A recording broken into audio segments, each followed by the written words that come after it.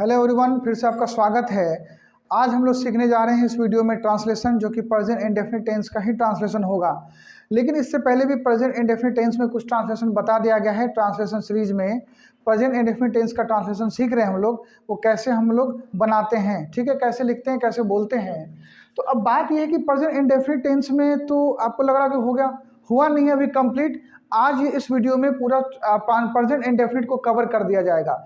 होता क्या है कि इस प्रेजेंट इंडेफिनिट टेंस में कुछ कंफ्यूजिंग सेंटेंसेस है जो कि वो प्रेजेंट इंडेफिनिट टेंस का ही पार्ट होता है, लेकिन कुछ लोगों को समझ में नहीं आता है। तो चलिए उसको देख लेते हैं। जैसे लिखा है कि पहला कि दो वर्ब वाले वाक्य, यानी जो जिस सेंटेंस में दो वर्ब हो, दो एक्शन दिख रहा हो, उसको हम कैसे बनाएं। ठीक है, एक है अगर सेंटेंस में ना आना ना जानना, या किसी चीज़ को ना आने और जानने का सेंस हो, तो हम किस तरह से इसको परफॉर्म करते हैं। किसी चीज़ को, काम को कैसे करने आना है, कैसे जानना है, उसका स्ट्रक्चर क्या होगा, उसको देखेंगे। यहाँ पे आपको कुछ एक दूसरा टाइप का भी मिलेगा, और एक मिलेगा किसी काम को करने लगना, शुरुआत कर देना, तो उसको हम कैसे बनाते हैं। तो चलिए हम वीडियो को स्टार्ट करते हैं। पहले बनाएंगे दो वर्ब वाले सेंटेंस वाक्य को। जैसे लिखा है वह मुझे कुछ सिखाना चाहता है।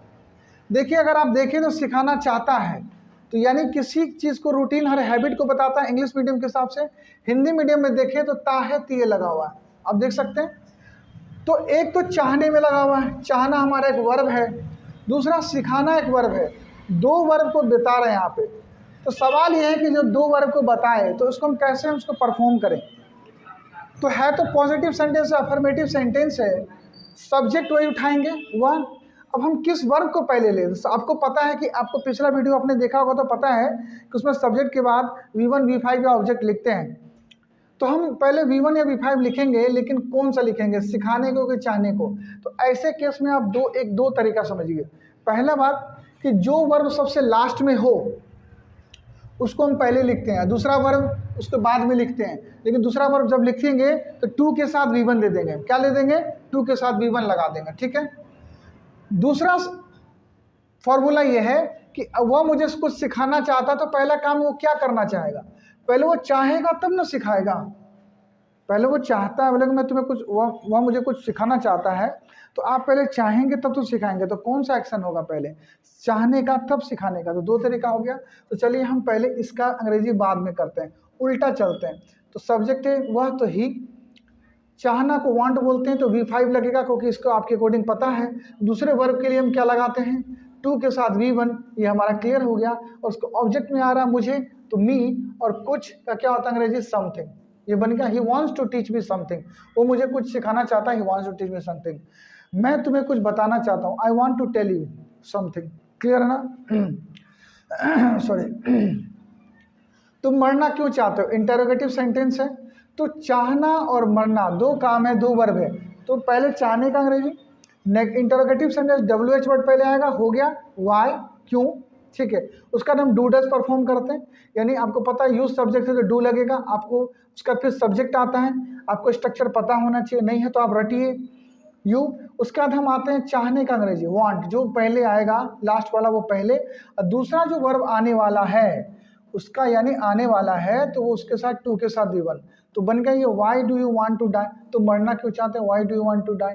आप स्ट्रक्चर को ध्यान में रखिए, या तो सामने कॉपी कलम रखिए, तो उसको देखते चलिए, परफॉर्म करते रहिए, आसान है। ठीक है, इसी तरफ से आप नेगेटिव इंट्रोगेटिव सब बन गया, इसी तरफ से बना सकते हैं, कोई दिक्कत नहीं है। तो दो वर्ब वाला आपका क्लियर हो गया। क्लियर है ना। अब आते हैं कि ऐसा प्रेजेंट इंडेफिनिट टेंस जिसमें बोलता है न आना या जानना। सब्जेक्ट को कोई काम करने आना आता है या करने जानता है, ये कहना चाह रहा है इसमें। क्या बोलता है, सब्जेक्ट कोई काम करने आता है या सब्जेक्ट किसी काम को करने जानता है, यही कह रहा है इसमें। तो इसके लिए स्ट्रक्चर है, आप हाउ लगाएंगे, टू V1 लगा देंगे। ठीक है, हाउ टू V1। जैसे लिखा उसे अंग्रेजी बोलने आता है, यानी उसको वो काम करने आता है, और उसे अंग्रेजी बोलने जानता है। तो जानना आना एक ही बात है, यहाँ आने के लिए कम नहीं लगा देंगे। ठीक है, उसको अंग्रेजी बोलने आता है तो ऐसा नहीं he knows come to English, ऐसा कुछ ऐसा नहीं बनेगा।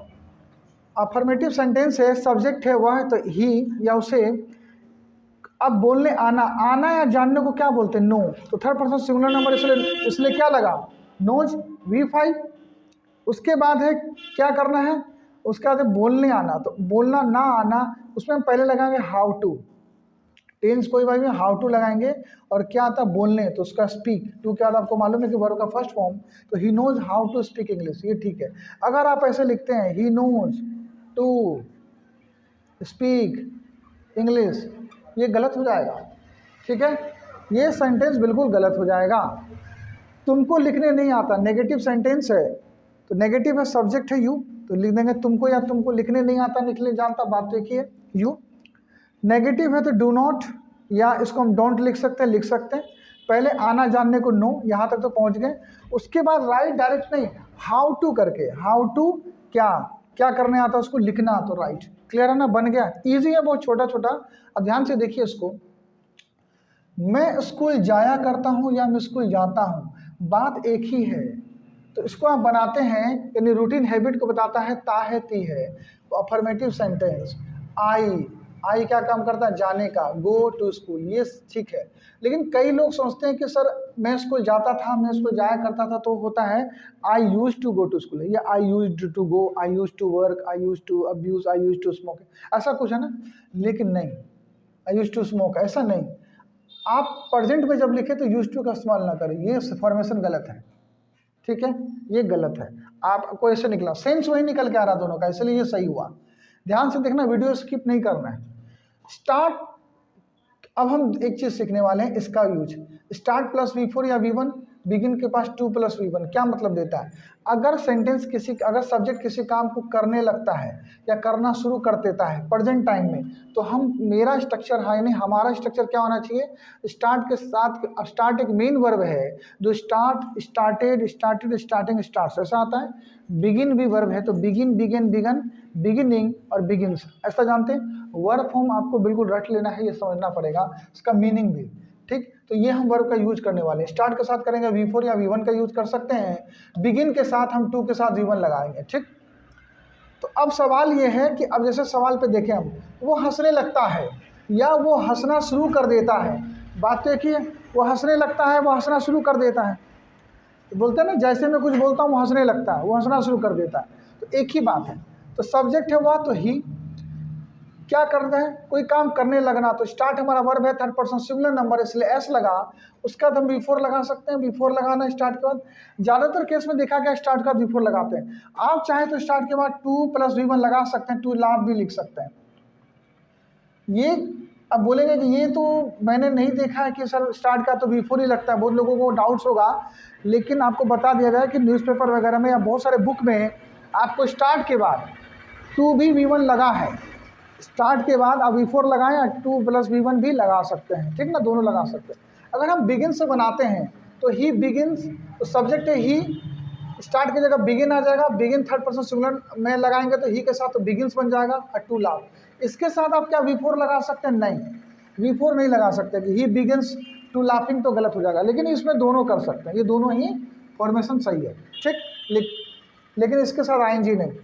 अब यार टीचर डांटने लगते हैं या टीचर डांटना शुरू कर देते हैं, ठीक है ना, पॉजिटिव सेंटेंस आपको पता है। तो टीचर डांटने लगते हैं, ज़्यादा का सेंस हो रहा है टीचर्स, स्टार्ट V4 क्या काम कर लेते हैं, डांटने का काम, तो ING। Teachers start scolding, teacher हमें डांटने शुरू कर देते हैं, हमें डांटने लगते हैं। टीचर्स स्टार्ट स्कोल्डिंग अस, आपको तो स्कोल्डिंग यू, ऐसे करके। अगर हम बिगिन से बनाएं तो टीचर्स बिगिन टू स्कोल्ड, इस फॉर्मेशन से बना। इसका नेगेटिव भी बना सकते हैं, टीचर नहीं डांटने लगते हैं, टीचर डांटना नहीं शुरू करते हैं, तो बोला teachers do not start scolding, teachers do not begin to scold. आपको पता है कि ये नेगेटिव इंटरोगेटिव में जाएगा तो बिगिन और स्टार्ट ही रहेगा, है ना, ये क्लियर है ना। 2 के साथ V1। अच्छा, ये खत्म नहीं हुआ, इसमें कुछ और भी कंफ्यूजिंग सेंटेंस है, वो भी और मैं आपको बताता हूँ, ठीक है ना। फिलहाल आप इसको देख लीजिए एक बार। आई होप को ये वीडियो आपको अच्छा लगा होगा और आपको ये चीज़ समझ में आएगा, कंफ्यूजिंग सेंटेंस वगैरह जो प्रेजेंट इंडेफिनिट टेंस में ही आते हैं, ठीक है। इसमें कुछ और भी सेंटेंसेस है, उसको हम नेक्स्ट वीडियो में लेके आएंगे, ठीक है। तब तक till then take care, bye bye, keep practising and have fun, and please subscribe my channel, don't forget. Thank you so much, I will see you in the next video guys.